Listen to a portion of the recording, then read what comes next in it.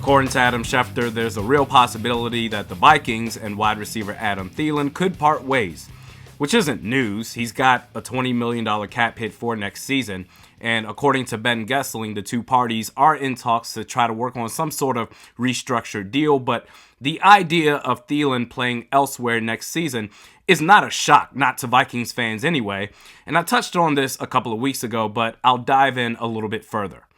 Adam Thielen wants a bigger role in an offense. Okay. I'm just going to name off a couple of wide receiver 2 names and their production last year in 2022. Jalen Waddle, 117 targets, 1,356 yards, 8 touchdowns. T. Higgins, 109 targets, 1,029 yards, 7 touchdowns. Tyler Lockett, 117 targets, 1,033 yards, 9 touchdowns. These are wide receiver 2s with big roles in their offenses, right? Well, Adam Thielen last year, 716 yards, 6 touchdowns on 107 targets. Those players that I mentioned previous to Thielen, right around the same ballpark of targets, but significantly more production. So when Thielen says he wants a bigger role in an offense, what does that even mean? Does he think he needs more targets? That wouldn't make sense, especially T. Higgins, for example, saw 2 more passes come his way last year in 2022 compared to Thielen and put up over 300 more yards. He's an all-time Vikings great, a fan favorite, Minnesota guy through and through, but I just think it's time for the Vikings to move on, something to keep an eye on over the next few days. In other news, Darren Wolfson on Score North said that Minnesota has received a trade offer for running back Dalvin Cook. Wasn't able to specify the team that made the offer or compensation involved, but either way, some team wants to trade for Cook. A trade actually benefits Minnesota more in terms of cap savings, so according to Over the Cap, the difference between trading or cutting him is $2 million in dead cap. And I believe this is from the $2 million in injury guarantees from the shoulder surgery that he had in February, but don't quote me on that. Trade Dalvin Cook, you save $8 million with $6.2 million in dead cap. Whereas release Dalvin Cook, you save about $6 million, leaving $8.2 million in dead cap. For the savings alone, unless the offer is for a 7th round pick or something on the lowball scale, I'd do it. I'd take that offer and run with it before the other team changes its mind. Now, as far as trying to guess who that team is, I mean, Miami just makes so much sense. They just designated cornerback Byron Jones as a post-June 1st cut, saving $13.6 million. And they don't have a running back on their roster for next year. Dalvin Cook, he's a Miami guy. It's destiny. To me, it'd be weird if he wasn't playing in a Dolphins jersey next year. Either way, if there's an offer out there, I take it. And lastly, injury recovery updates provided by Kevin Seifert by way of Kevin O'Connell. First, Lewis Cine. There's a chance he could be ready to go in May for OTAs. Secondly, Andrew Booth Jr., in line to be a limited participant in OTAs, and then full participant for training camp. And Brian O'Neill, lastly, also should be ready to go by training camp.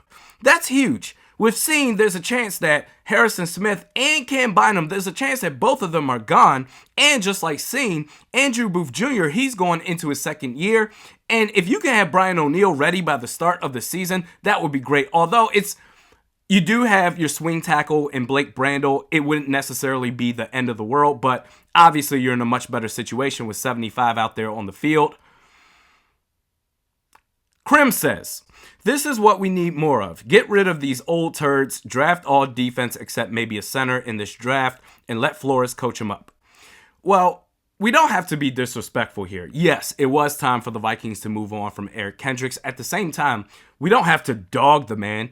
He's one of the greatest Vikings players of all time. He's the greatest Vikings linebacker that I've ever seen play. Before that, it was E.J. Henderson. At the same time, I understand, I'm fully aware that I'll be 35 this year. I understand that there's probably even greater linebackers before those two that I wouldn't even be able to appreciate. Bob Sacamano says, now show Bradbury the door. Well, he's a free agent, so if anything, I would say don't show him the door because that would suggest that he's trying to get back in. We're good. Address center in free agency or the draft. And lastly, Coyote Red says, Randy, it's assumed that the Vikings will trade down the first pick to get more picks, But what player in this year's draft who would be realistically available at 23 would you not pass on? My pick would be Lucas Van Ness. So I'm going to answer your question in two ways. The first being what I would do. I just feel like trading down and getting a second round pick while still staying in the first round is going to be far more valuable than any player that's going to be available for pick 23.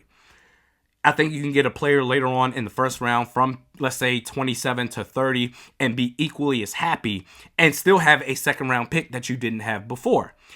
The second way I'm going to answer this, for the sake of not bitching out of your question, is, okay, what would the Vikings front office do? A player that's available at pick 23, okay, we cannot pass this up.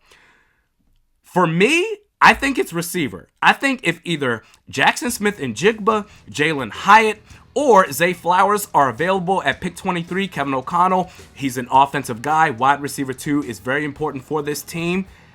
I think that's the only situation where they say, okay, to hell with this. We'll forfeit a second round pick. We don't have one anyway. Let's go ahead and take one of these receivers.